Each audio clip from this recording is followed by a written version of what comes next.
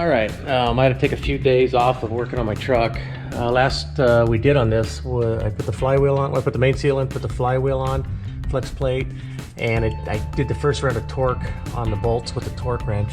And then I needed to move my service truck over so I could use the big air, but it was tied up as I was rebuilding that radiator assembly over there.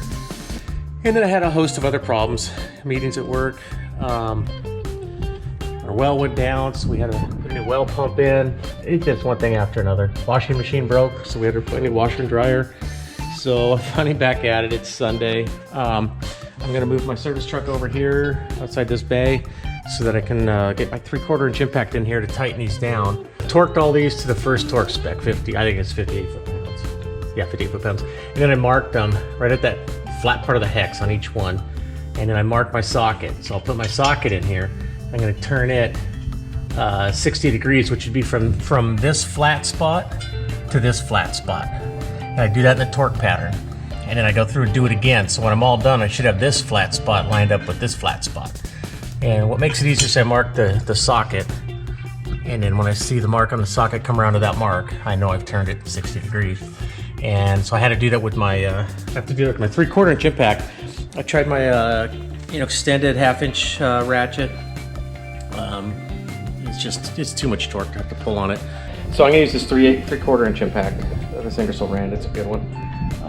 Just get that extra grunt behind it so it'll be able to turn those. Well,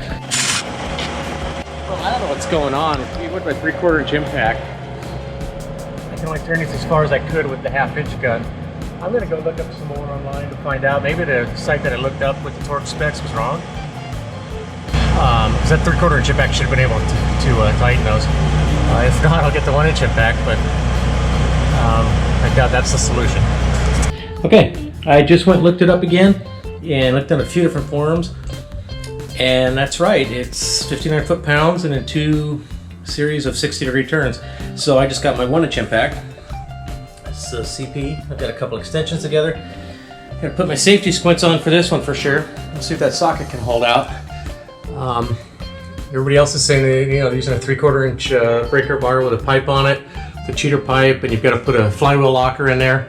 I'm gonna try it with the impact. It's just a lot simpler since I don't have help right now to hold the flywheel. If it seems like it's gonna ruin the socket, then I will improvise something to hold the flywheel in place and do it. I've got a 3/4 inch torque wrench I can use, snap on one, and that should suffice. It just seems awfully tight to me.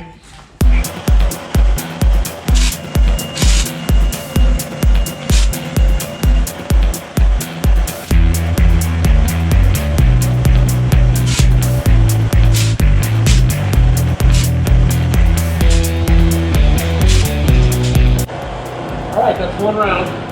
We're gonna go one more round of 60 degrees and that should do it. I'm gonna remark this. Some of my marks look a little wonky here.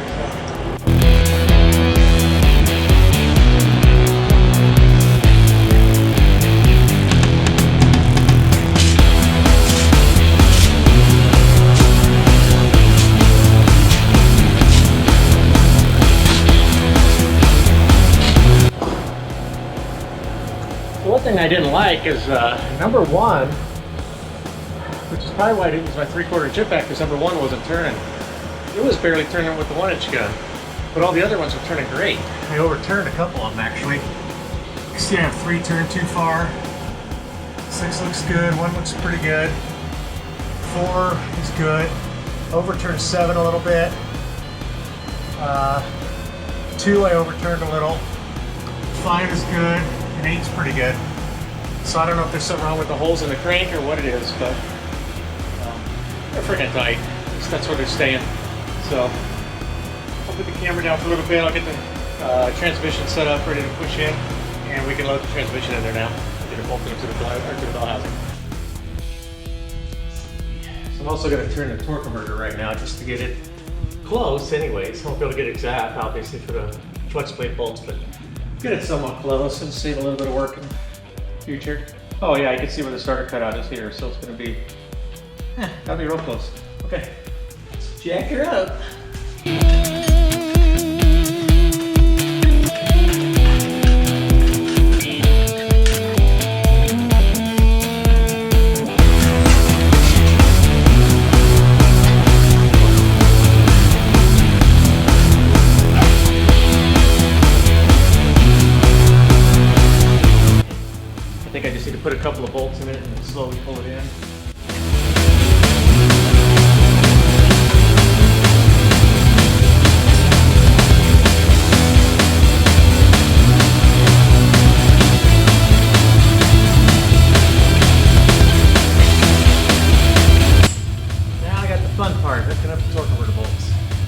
not gonna bother videoing that part, just bore you. Probably hear me yell and scream a couple times, but in case you didn't watch the video of taking the transmission out, well, I have to go up in here, push the starter out of the way. The torque converter bolts go up in here through the hole in where the starter is, and they're a pain in the butt, and there's 8 of them. I think there's 8. Anyways, they're not fun. Here they are right here. 1, 2, 3, 4, 5, 6. Yeah, maybe there's 6. I thought there were 8, but either way, they're a pain in the butt. So.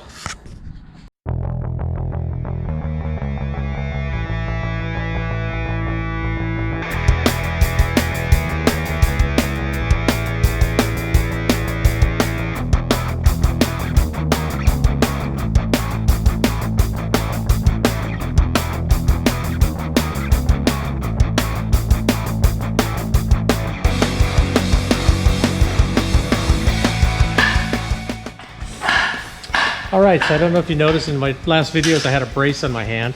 Well, it turns out I have a torn tendon in my thumb.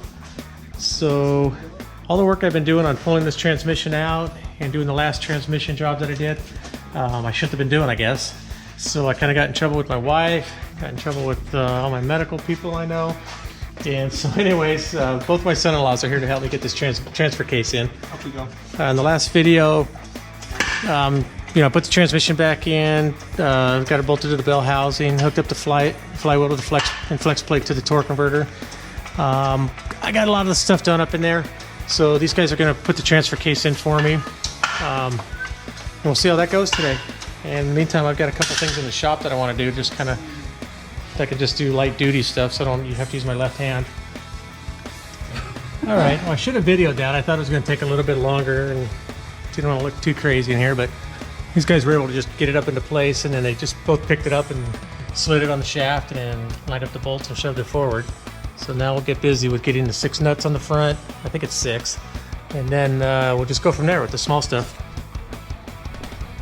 All right, so we're figuring this out. It's been sitting here for like, I think about 3 weeks since I've been tinkering with it, and in between being hurt and other stuff I've had to do. Trying to figure out all the brackets. We got this bracket figured out. Getting the nuts on the transfer case, mounting. The front drive shaft secured. So once they get that transfer case mounted all the way to the trans, then we'll be able to put the cross member in there and get the cross member in. Get the mount bolted down, and that way we can get the transmission, get this stand out from under the transmission. So here's a bracket for it, and here's all the mounting hardware for the cross member here. So not a whole lot left to do. Once we get all that done, we put the drive shaft in, and then we need to run down to the auto parts and get some oil for it so we can top these off. End up just changing all the oil in the transfer case. But the transmission, I didn't lose a whole lot from that, maybe a couple of quarts, so I'm just going to top it off. All right, well, we slid the drive shaft in, and since I only have one hand, I guess I can do the rear U-joint. This really cool drive shafts. It's funny how big they make them, but it's just real thin wall aluminum. Weighs about 2 pounds. So I'm still gonna have to get a new seal. Rock Auto sent me the wrong seal for that, as well as the rear main seal they sent wrong. So I've got to get to it. It looks like a breather hole on there, so I don't think it's that big a deal right here, but I'm gonna come back later and change this rear main seal, and I'm gonna change the U-joints. I just didn't have time to get all this. I need to just get this truck done and get it off my lift. I've got stuff I need to use the truck for, and I've got 5 other projects I need to get to. So we're getting everything tightened up here. We're just locating bolts and stuff. So we have a bolt to put in here. And we can tighten this up. I'll place the shift linkage in place. Got the shift linkage tightened up. Cooler line bracket snapped in. And we just go around and start plugging in all the electrical connectors, and then we'll reroute it. They had a couple of plates on here that all they were for was just holding the electrical connectors out of the way. So I opted to leave one off, and I'll just zip tie the harness up where I want it. All right, so they've got the shift linkage hooked up, tightened, all the electrical lines are in, zip tied. Just need to trim a couple of tails off. And now it's time for the cross member. It's got these strange nuts that are like, got built-in spacers. Yeah, those were up on top. Really? All right. Okay. Yeah. Strange. So here's the cross member. grab one side, we'll just put a bolt up. I'll do the back one, you do the front one, crisscross it, and call it even. Go around to the back. Light out of the camera. I believe that's how it was. I don't know. You know, if you have to, you just lower the cross member down. We'll bolt the mount right to the trans, and then slide the cross member right up and onto the mount. Slow her down? Yeah, that way the cross member won't be in the way to get the bolts in the trans. I just wasn't sure which way to. So you could just lift this off. Oh, doy. Did you just say doy? I did say doy. Your wife will edit that out. Huh? Your wife will edit that out of the video. Yes, you point. Point? Kidding me? And that doesn't really look adjustable in those holes, so we can go ahead and just tighten those up with the impact, and then before we slide the cross member up into place.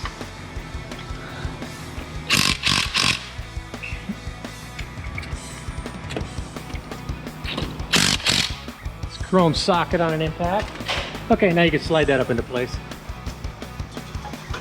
It might be take a little work. Might have to pull this bolt back out just so we can jiggle it up around the studs on the mount. Agreed. Okay, why don't you do that? I'll hold it here, Josh. And just go straight up onto it. There you go. Sure that isn't backwards or something? Well, it says forwards right here. Oh, okay. Yeah, I guess that is the guard for the transfer case, so. Those plates, right? So yeah, she's coming together. We'll get this on and we'll get it bolted up. All right, so we've got everything in. Cross members in, mount, transfer case, everything's in here all hooked up. Cooler lines are on, clips are in. There's kind of these plastic caps, just little metal clips that hold them. And the plastic cap holds the clip from popping out. All I have left to do is to just drain the oil out of the transfer case and refill it, and then top off the transmission and check it for leaks. So that's about it. Thank you for watching, and remember to like and subscribe. And I want to thank my son-in-law Josh and my son-in-law, I think his name's Jared or something like that, I don't know. But I gave him my daughters, so they're working it off. Yeah, but I gave him 2 grandkids. Who's the guy in the Bible that had to work off 7 years? Rachel and Leah. You got Rachel and Leah. Had to work 7 years. Jacob did. So you owe me 6 more years, and you owe me about 5.5 years. Okay. And then you own them. This is also how you know you're a really good mechanic. You have extra parts. That's right. Yeah, then we sell them on eBay and make some extra. Shed some weight. Yeah. Yeah, we shedded a couple pounds, but all these clips do is just hold wiring harness in place. So I just use some zip ties and be fine. But anyways, thank you guys for the help, and thank you for watching.